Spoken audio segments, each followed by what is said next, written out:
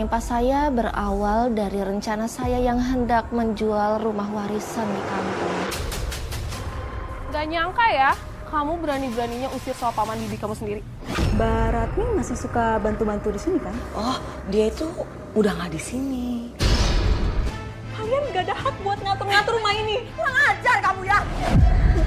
Kamu harus singkirkan Lal. Malam ini juga kamu bunuh dia. Kamu pergi dari sini! Aku curiga. Jangan-jangan yang dorong aku di dapur itu arwahnya Ratmi. Apa kabar pemirsa? Senang sekali bisa kembali menemani Anda dalam catatan hati perempuan.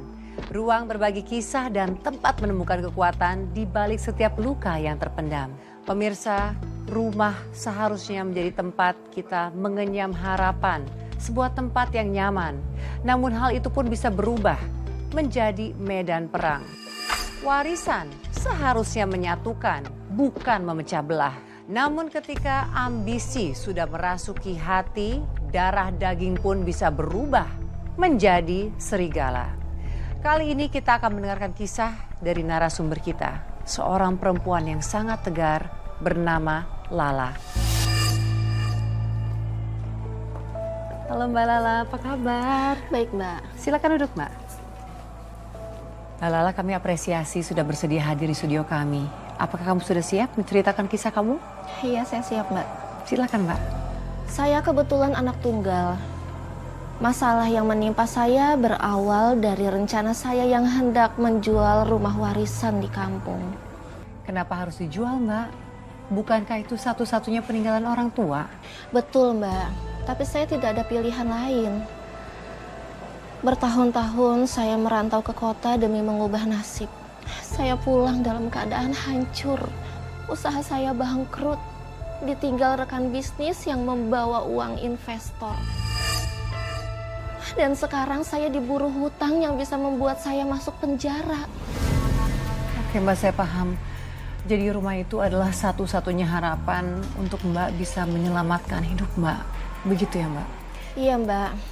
Itu satu-satunya harta yang tersisa. Rumah itu saya tinggalkan sejak remaja, saat saya memutuskan untuk merantau. Lalu apa yang terjadi setelah itu, Mbak? Kepulangan saya ternyata disambut diteror. Teror?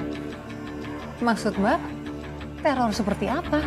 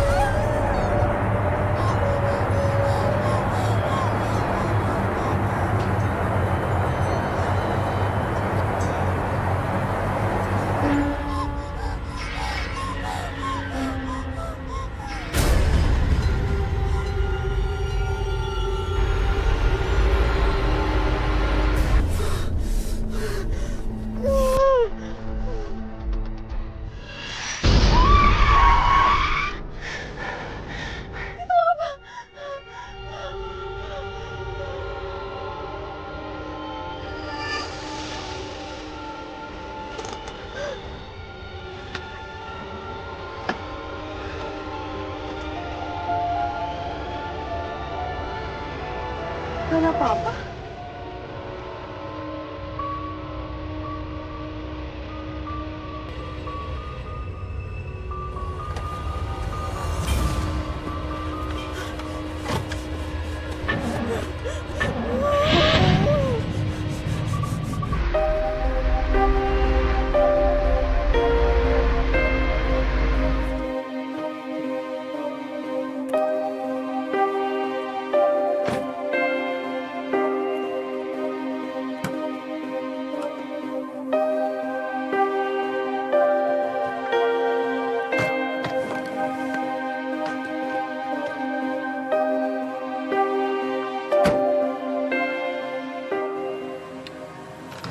ampun.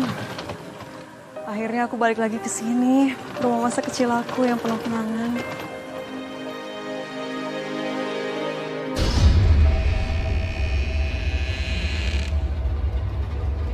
Siapa itu?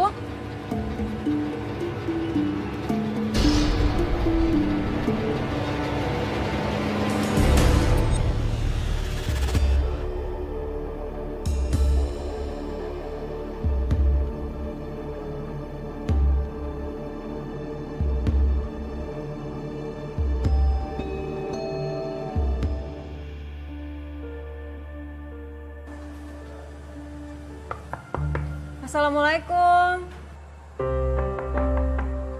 Assalamualaikum. Waalaikumsalam. Lala, Lala, kamu ngapain malam-malam kesini? Aku cuma pengen pulang, Bi. Pengen lihat kondisi rumah ini. Oh iya, Mang. Tadi di jendela kamar ibu, aku ngeliat ada cewek pakai baju putih, terus rambutnya nutupin muka. Terus ngeliatin aku, itu Mungkin kamu kecapean ngantuk, jadi mata kamu ngelantur ya. iya. Di kampung ini mana ada yang begituan. Mungkin karena kamu kecapean, jadi berhalusinasi. tapi beneran aku liatnya jelas dia berdiri di jendela, terus Udah. Kita masuk aja, kita bahas besok ya. Iya. Lebih baik istirahat. Yuk masuk. Kamu istirahat dulu, masuk ke sana. Ini aku bawa kopernya berat.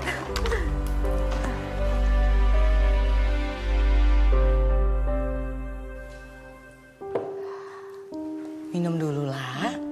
Kalau kamu lapar, nanti Bibi panasin tuh sayur lodeh sama ikan asin. makasih Bi, tapi aku belum lapar. Agak capek sih. Aku mau istirahat aja kayaknya. Oh, ya sudah. Kamu istirahat saja ya. Oh iya, kamu nanti tidur di kamar belakang aja. Masih rapi kok semuanya. Tidak pernah ditempati oleh siapapun. Oh iya, Mbak Ratmi masih suka bantu-bantu di sini kan? Oh, Bu Ratmi. Oh, dia itu udah nggak di sini. Katanya dia kerja di Taiwan, jadi TKW, ya kan? Oh, sudah bertahun-tahun dia tidak ada kabarnya. Nipsi, kamu anterin Lala ke kamarnya ya. Aku mau pergi sebentar. Ada yang mau aku beli? Oh iya. Malam-malam begini, Mang. Cuma sebentar kok, nggak jauh. Ya, sayang, aku pergi dulu ya. Ya, Hati-hati ya sayang. ya. Lah, kita ke kamar yuk. Kamarnya sekarang memang agak pengap. Maklum lah, kan udah lama nggak ditempatin ya. Ayo sayang.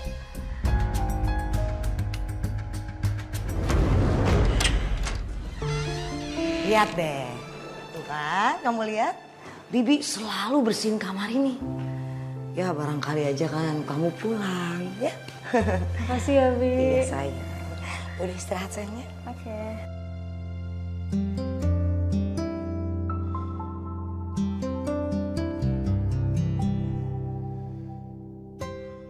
Itu kan boneka aku waktu masih kecil. Ya ampun, ternyata kamu masih ada. Boneka kesayangan aku hilang. Non, Mbak, boneka aku hilang. ini dia bonekanya sudah ketemu. Makasih ya Mbak Ratmi. Iya, Non jangan nangis lagi ya Non. Iya Mbak. Kamu tuh dari dulu aku udah bilang.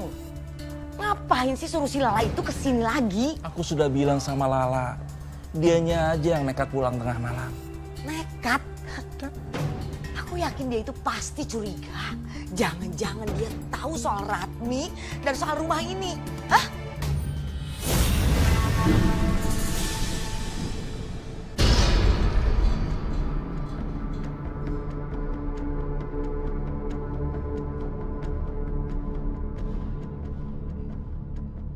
Bi. Mang. Sudahlah, selama dia tidak punya bukti, kita masih aman. Aduh, kamu itu bener-bener deh. Keponakan kamu itu pinter banget. Dia pasti bakalan cari bukti. Terus gimana kalau dia tahu yang sebenarnya terjadi dulu? Gimana? Makanya kita harus hati-hati. Mang Gugun, Bi, Kita bener-bener udah nggak bisa nunggu, Mas. Kamu harus singkirkan Lala. Malam ini juga kamu bunuh dia. Enggak, aku nggak setuju. suara mereka. Kalau kamu nggak mau, aku yang pergi dari rumah ini dan semuanya kamu atur, kamu urus sendiri. Ya nggak kayak seperti ini dong. Hah? Kasih aku waktu. Biar aku atur strateginya seperti apa. Tenang aja. Gimana sih kamu? Mang Gugun?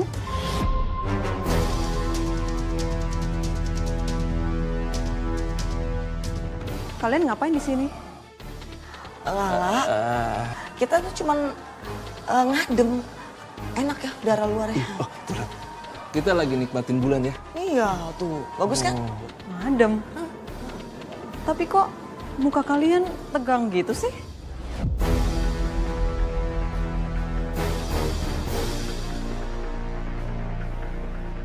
Enggak. Itu mah perasaan kamu Perasaan aja. kamu aja. Kamu terlalu banyak mikir macem-macem. Di luar sini dingin. Yuk masuk aja yuk. Masuk yuk, masuk yuk. Ayo masuk aja. Sebenarnya saya sudah curiga dari awal saya datang. Paman dan bibi saya tuh seperti kayak menyembunyikan sesuatu.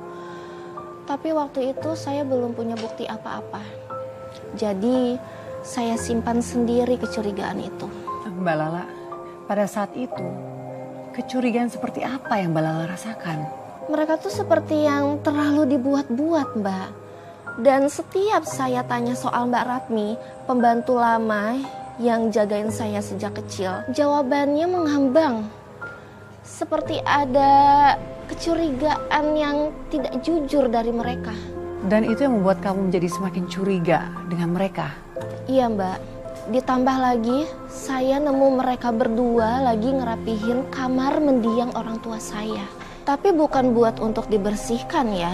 Mereka niat mau jadikan kamar itu gudang, tempat menyimpan barang-barang tidak penting.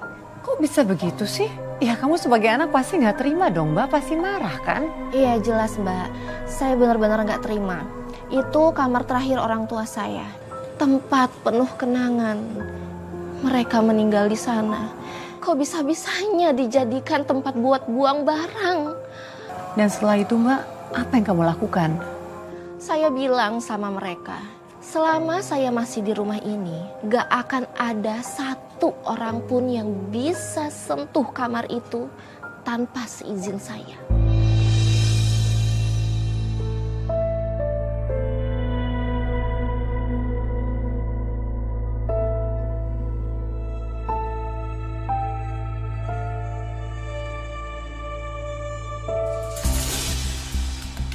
Apaan ini? Kenapa kamar papa dan mama jadi kayak gini? Lah, daripada kosong, kan mending dimanfaatin. Ya kan? Lagi pula kan sekarang ruangannya fungsinya jadi beda. Pokoknya balikin ke bentuk semula. Aku nggak mau kamar ini, kamar papa dan mama dijadiin gudang kayak gini. Lah, kamu tenang dulu ya. Rumah ini sudah menjadi rumah kami. Karena papa dan mama kamu itu bilang sama kami semua. Ya, sebagai balas budi sama kami. Karena sudah merawat mama dan papa kamu. Buktinya mana? Surat? Wasiat? Mana? Jangan asal klaim sepihak dong. Lala, kamu pikir kami berdua selama ini merawat orang tua kamu itu cuma main-main? Rumah ini diwarisin untuk aku. Kalian gak ada hak buat ngatur-ngatur rumah ini. Kurang ajar kamu ya! Lala, kamu jangan kurang ajar seperti ini. Minta maaf sama bibi kamu. Aku gak akan minta maaf. Karena emang aku gak salah. Mulai hari ini, gak ada yang boleh masuk ke kamar ini tanpa ada izin aku.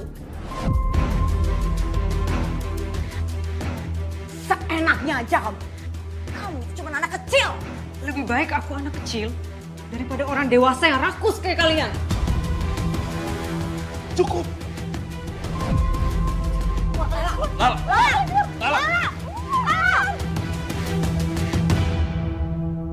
Jadi benar dong Mbak Lala. Mereka berniat mengubah kamar mendiang orang tua kamu menjadi gudang. Tapi saya langsung larang. Saya melarang mereka untuk memasuki kamar kedua orang tua saya itu tanpa seizin saya. Kamu ya sebagai seorang anak, bagaimana perasaan kamu ketika mengetahui bahwa kamar mendiang orang tua kamu tuh mau dijadikan gudang, Mbak? Dan yang bikin saya penasaran tuh adalah apa alasan mereka melakukan itu? Awalnya saya bingung, Mbak. Tapi makin lama saya mulai curiga. Apalagi mereka balik menuduh saya kalau saya sengaja mau mengusir mereka keluar dari rumah itu. Loh, itu tuduhan yang berat loh, Mbak. Iya benar, Mbak. Dan yang paling menyakitkan lagi, para tetangga juga ikut memaki-maki saya. Saya benar-benar gak nyangka tetangga-tetangga sudah terhasut dengan omongan paman dan bibi saya.